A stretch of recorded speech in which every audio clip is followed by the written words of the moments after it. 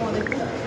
আমরা আসলে আমাদের বৈষম্য বিরোধী ছাত্র আন্দোলনের এই ব্যানারে গতকালকে থেকে একদম আমাদের প্রথম এবং প্রধান এবং সবচেয়ে গুরুত্বপূর্ণ যে প্রোগ্রামটি সেটি হচ্ছে যে আমাদের যে ভাই বোনেরা আসলে আহত হয়ে ঢাকা সহ বাংলাদেশের বিভিন্ন হসপিটালে তারা কাতরাচ্ছে, আমরা তাদের কাছে ছুটে যাচ্ছি। আমাদের যতটুকু সময় এবং সামর্থ্য রয়েছে সেই জায়গা থেকে আমরা আজকে এই পর্যন্ত প্রায় 15টি হসপিটালে গিয়েছি। আমাদের একটি অবজারভেশন রয়েছে যেটি আমরা তুলে ধরতে চাই। ঢাকা শহরের বড় বড় যে হসপিটালগুলো রয়েছে, সরকারি হসপিটালগুলো, যেমন আপনি যদি Dhaka medical college, Suhrawardy medical college কিংবা সলিমুল্লাহ মেডিকেল কলেজের কথা বলেন, এই মেডিকেল কলেজগুলোতে সবচেয়ে বড় যে সমস্যাটি আমরা দেখতে পাচ্ছি সেটি হচ্ছে যে রোগীর আধিক্য। যতজন সেখানে রোগী থাকা সম্ভব তার চেয়ে ডাবলেরও বেশি রোগী রয়েছে। সেই জায়গা থেকে আমরা আমাদের স্বাস্থ্য অধিদপ্তর কিংবা স্বাস্থ্য মন্ত্রণালয়ের থেকে আমাদের একটি গুরুত্বপূর্ণ দাবি বা চাওয়া, সেখান থেকে যেন যতটুকু রোগী সেখানে থাকা সম্ভব ওইটুকু রেখে বাকিদের প্রপার ট্রিটমেন্টের জন্য প্রাইভেট হসপিটালগুলোতে রাষ্ট্রীয় খরচে পাঠানো হয়, যেন তাদের প্রপার ট্রিটমেন্টই হয়। এর প্রধান কারণটি হচ্ছে আমরা প্রাইভেট হসপিটালগুলোতে কয়েকটি জিনিস লক্ষ্য করেছি। প্রথমটি হচ্ছে তারা প্রাথমিক চিকিৎসা দিয়ে তাদেরকে বিভিন্ন সরকারি হসপিটালে পাঠিয়ে দিয়েছে, এবং বিভিন্ন প্রাইভেট হসপিটালে গিয়ে আমরা যেটি দেখেছি যে প্রাইভেট হসপিটালে রোগী প্রায় নেই বললেই চলে, দু একটি প্রাইভেট হসপিটাল ছাড়া সকল রোগী এখন সরকারি হসপিটালে। কারণ ওই মানুষগুলো আসলে আর্থিকভাবে তাদের ওই সামর্থ্য সেটি নেই। সেই জায়গা থেকে আমাদের একটি দাবি থাকবে যে ওই যে প্রাইভেট হসপিটালগুলোতে এখনও যারা রয়েছে, যদিও আমরা দেখেছি যে একটি স্বাস্থ্য অধিদপ্তর বা স্বাস্থ্য মন্ত্রণালয় থেকে একটি প্রজ্ঞাপন দেওয়া হয়েছে যে সকল জায়গায় তাদের যত রকমের খরচ রয়েছে সেটি যেন মওকুফ করা হয়, এবং যদি তারপরেও প্রাইভেট হসপিটালগুলোতে কিছু বিল নেয় সেটি যেন ন্যূনতম একটি মেডিসিন বিল নেয়।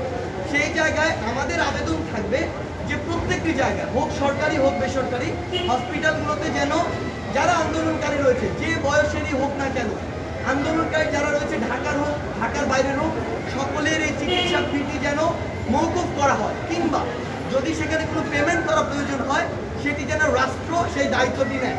এটি একটি কথা। আরেকটি কথা হচ্ছে আমাদের অনেক আন্দোলনকারী রয়েছে কিংবা অনেক সমন্বয়ক সহ সমন্বয়ক রয়েছে, কিংবা ইভেন এখন আমরা দেখছি যে নতুন বিভিন্ন গ্রুপ তৈরি হচ্ছে যারা কেউ ভালো উদ্দেশ্যে কেউ অন্য কোনো অসৎ উদ্দেশ্যে আসলে হসপিটালগুলোতে প্রচুর পরিমাণে পরিদর্শনে যাচ্ছে। এটি যাওয়ার বেশ কিছু সমস্যা রয়েছে, তাদের অনেক বড় সংখ্যা যাচ্ছে, যেটি আমাদের ওইখানকার আসলে স্বাস্থ্যগত যে নিরাপত্তা কিংবা পরিচ্ছন্নতা এই ইস্যুটিকে সমস্যা করে। অনেকে খাবার দিতে টিম নিয়ে যাচ্ছে, অনেকে পুরো মিডিয়া টিম নিয়ে যাচ্ছে সেখানে। আমাদের আপনাদের কাছে রিকোয়েস্ট এবং আপনাদের মাধ্যমে সকলের কাছে রিকোয়েস্ট, আমরা ওই হসপিটালের ভিতরে যে নিরাপত্তা কিংবা স্বাস্থ্যগত যে ঝুঁকি, এই বিষয়গুলো মাথায় রেখে সেখানে যেন পর্যাপ্ত যতটুকু আমাদের হাইজিন মেনটেন করা উচিত সেটুকু যেন আমরা করি।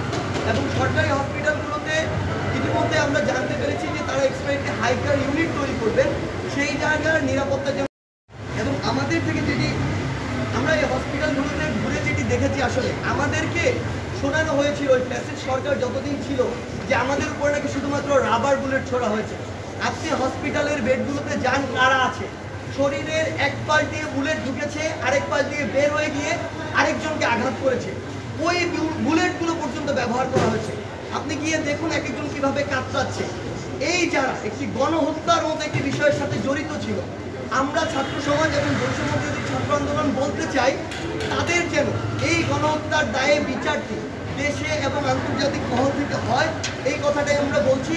এবং প্রাইভেট হসপিটালগুলোতে লাখ লাখ টাকা নিয়ে নেওয়া হয়েছে যাদের অলরেডি ডিসচার্জ করা হয়েছে। আমাদের আবেদন থাকবে অন্তর্বর্তীকালীন সরকারের কাছে কিংবা স্বাস্থ্য মন্ত্রণালয়ের দায়িত্বে যারা রয়েছেন তাদের কাছে, এই আন্দোলনকারী যারা রয়েছে, শুধু ছাত্র না, যে কোনো বয়সের হোক না কেন, তাদের যে বিলগুলো নেওয়া হয়েছে লক্ষ লক্ষ টাকা, এগুলো যেন প্রাইভেট হসপিটালগুলো ফেরত দিয়ে রিফান্ড করে তাদের যে ইমেজের একটি সংকট তৈরি হয়েছে সেই ইমেজটি ফিরিয়ে আনার ন্যূনতম যে চেষ্টাটি সেটি করে।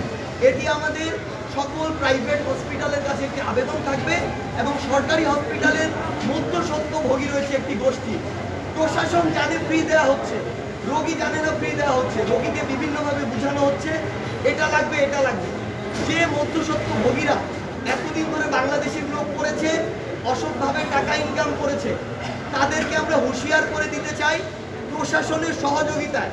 ফার্দার আমরা যদি কাউকে এরকম কোনো কাজের মধ্যে দেখি তাদের বিরুদ্ধে চাকরিচ্যুত করা সহ যত ধরনের পদক্ষেপ নেওয়ার জন্য যত ধরনের ব্যবস্থা আমাদের পক্ষে নেওয়া দরকার আমরা তার সবগুলোই নিব। ধন্যবাদ।